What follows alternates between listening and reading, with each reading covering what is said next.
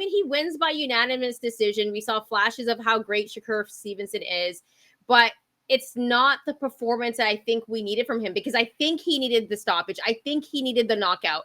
When you have your fans, you're in your backyard, and they're leaving before the 12th round. I don't care what anybody says. That's bad, Bryan. He's here talking about how he wants Loma, was rocking the Loma tee post-fight. It's like there's a reason why these guys are not fighting you. Number one, you're really good. You're frustrating. I do want to say that. Okay, Shakur Stevenson will mentally get to you because he's so hard to touch. But then it's like you have to engage more. Let your hands go a little bit more. Like, take a little bit of the risk. And that's why I love Bud Crawford, because he'll throw a punch and he'll get hit, but he's going to knock your ass out. He takes the risk, right? That's why I like Bud. But like when your fans are leaving before the 12th round, Bryan, that's a problem. That's an issue. And now I think we should kind of discuss the fact that it's his last fight on his Top Rank deal and how suitors are going to be looking at this. Because if I'm Shakur, I would probably still look to stay with Top Rank, because Dennis Berinchik is the other title holder there at Top Rank. That's a fight they could easily make. What are your thoughts? Like, where do you think he's going to go? And do you think this performance has suitors going, oh my God, I need Shakur Stevenson on my roster after that performance? Like, what are your thoughts on that?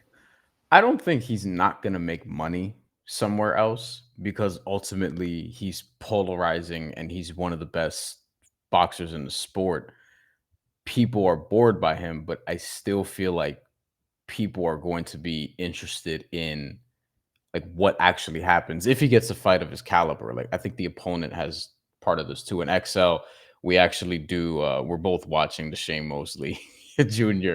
Danny Jacobs right now as we're doing the show. We both have it on right now, which we may touch on at some point. But the Top Rank piece of this is very interesting to me, because it's like this is what's frustrating about Shakur Stevenson is he's really talented. He's really good, and we saw it at parts of this fight where he can actually fight in the pocket. He is defensively great. He is offensively accurate. He can sit on his punches and actually hit you with some pop. He can defend very well. Like, he can kind of like what Teddy Atlas used to say is you can kind of walk in the rain without getting wet. Like, he's very good at doing that and fighting on the inside despite not being a big puncher, which is why it's like, all right, why can't you be more offensive? Like, I get the fact that this is hitting and not getting hit, but we talk all the time about dudes who want to be like Floyd Mayweather, when it's like they want to be like late stage Floyd Mayweather, like really late stage Floyd Mayweather, where Floyd Mayweather was kind of fighting a more conservative style, as opposed to early Floyd Mayweather when he was becoming one of the pound for pound best, where he was wrecking dudes. Like, at one point, Pretty boy Floyd, man. Come on. like his knockout percentage was crazy before he started like being a little bit more conservative. And, and even in doing that, he became a marketing machine because he knew how to market himself. Like, I think Shakur Stevenson wants to try to emulate that, but it's not going to happen if people are already booing you in your hometown. This is the third time in your last 4 fights that you fight in Newark, and that's where you're from. And I think there's a reason the Top Rank keeps putting him there. So I'd be interested to see like what in the free agent market. Shit, I've been covering the hell out of NBA free agency, if you follow me. So I'm always interested in free agency talk. And I wonder if in boxing, like, is there going to be a quote unquote bidding war for Shakur Stevenson? Or is he going to, and this may actually make the most logical sense, just go back to Top Rank and re-up with them for a couple more fights and see what happens? Yeah, he could get on like that Teofimo Lopez deal, because I feel like Teo's with Top Rank, but we don't really know what the deal is. Not right? long term, it doesn't feel like. Yeah, exactly. But his fights are with Top Rank. So I know there's a lot of drama with Shakur Stevenson and Top Rank. So I feel like he doesn't want to stay there. And from, all the prepackaged interviews that Top Rank did, you could tell that he's kind of on his way out there. So that's a really important factor of what's next for Shakur Stevenson, because that is another question, Bryan. What is next for Shakur Stevenson? He said he's willing to fight the big names. He had Loma on his shirt. He had Tank on his shirt. Personally, I hope we do get the Loma and Tank fight in November. We'll see if it actually happens. They are in talks. That has been reported. But it's very possible that Shakur Stevenson then would have to wait after that fight to get the winner of them, if that would even possibly happen. Very good chance he could fight Dennis Berinchik. But there's possibilities for Shakur Stevenson. And at this point, yeah, we definitely would like to see him against a big name, because he said in his post-fight interview, if you want me, to have these spectacular performances, I'm paraphrasing, by the way, put me in the ring with big names that want to fight. And personally, what are your thoughts on who he should fight next? And if you see him winning against those guys? His best win is against Oscar Valdez, right? Most entertaining too.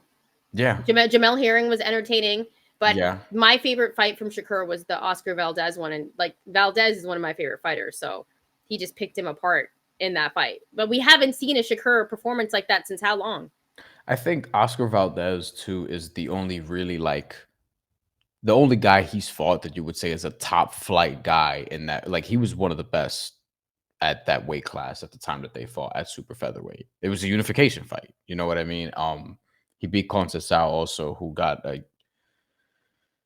he's got a title now, but we'll get into that in a second. But I think, like, with Shakur, like, I at this point I'm only interested in seeing him fight against other top guys, because all right, we know how skilled you are, we know how talented you are, and a lot of people are bored by you.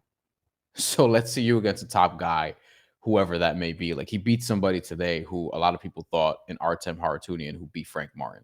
A lot of people thought he beat Frank Martin in that fight. He did not get the Frank Martin decision, but a lot of people thought he beat Frank Martin in that fight. And he beat this dude up. Like, I was surprised to see one scorecard was 116, 112. That wasn't the worst scorecard of the night.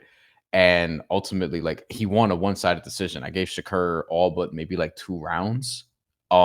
So I would want to see him against, even like, if it's the Vasily Lomachenko Tank winner, like, sure, that'd be awesome. I don't care if he fights the loser of that fight. Like, I'd be interested in even that. I don't care. Like, the bar for me, like the absolute floor, is probably like Raymond Murataya. Like, that's probably like I don't want anyone lower than that on the tier. Assuming he even beats Tevin Farmer in his next fight, which isn't going to be a gimme. So, like, or Berinchik, as you mentioned. But yeah, Berinchik's a title holder. Yeah. So I'm looking at that and I'm like, that would be a very, very interesting fight.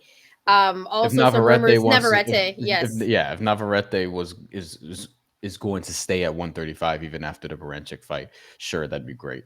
And also, he's supposed to have his rematch with Oscar Valdez. Like, they're fighting again, and I don't know why, but they're making this fight again. Yeah. What's happening in this sport? All right. Let's actually get to some comments, because Shakur is gonna. This is the thing. Shakur's polarizing. He'll bring out the commenters, or whatever the case may be. We'll go all the way to the top to Nader187.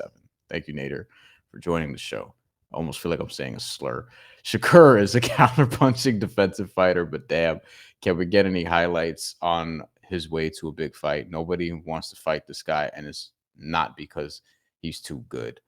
I kind of agree with that. I agree with that, because it's also like, if they have a fight with him and Loma, is that a pay-per-view fight? Like, for nerds, we're like, okay, that's a good fight. But is that a pay-per-view fight? Like a mainstream, is that pay-per-view crossover worthy? Yeah, because the thing they'll put it on pay-per-view, though. You know that. That fight they will, yeah. But he's not as polarizing, right? Yeah. Like, he is polarizing in the sense that we're like, yo, he's boring. He put me to sleep. Tim Braddock's like, yo, I got my coffee ready.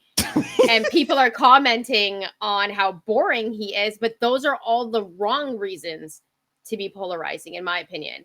So is he polarizing in the sense where you want to pay $89.99 for a fight from him? Like, I don't think so. I think there's only so many guys that are pay-per-view fighters. And as good as Shakur is, I think he beats a lot of guys. Oh, Danny Jacobs has I'm watching that now. Yeah, that's not a good cut. I hope they don't. It's in a tough place if you're watching this right now. We're trying to do 2 things at once. It looked like that was from a straight right hand. Also, it didn't look, and there was a headbutt after, actually. So the reason it stopped right now, I think it's because, and I'm not listening to the audio because we're fucking talking to each other and doing a show with you guys, but like, it looked like they're gonna blame that on the headbutt. That's a bad place to have a cut, though. Yeah, hard to stop, definitely. As I was saying, though, I saw that Danny Jacobs caught me off guard. Yeah, like he is really good, but I don't think people are scared to fight him. Like, I don't think that's the narrative, really.